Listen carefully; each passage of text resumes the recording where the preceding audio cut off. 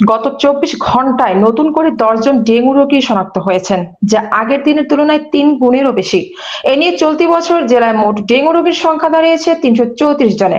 শুধুমাত্র চলতি আগস্ট মাসে এখন পর্যন্ত ৯২ জন রোগী শনাক্ত হয়েছে।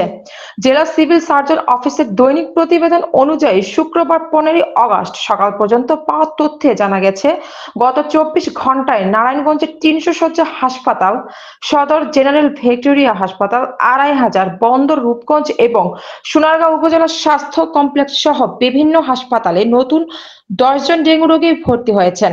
তবে গত ২৪ ঘন্টায় ৮ জন রোগী হাসপাতাল থেকে ছাড়পত্র পেয়েছেন।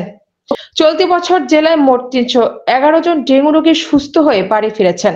এখন পর্যন্ত নারায়ণগঞ্জে ডেঙ্গু আক্রান্ত হয়ে কোনো মৃত্যুর খবর পাওয়া যায়নি বলে জেলার স্বাস্থ্য বিভাগ জানিয়েছে। তবে রাজধানীতে গিয়েও বাসায় চিকিৎসাধীন অবস্থায় মৃত্যুর খবর পাওয়া গেছে সামাজিক যোগাযোগ মাধ্যমে।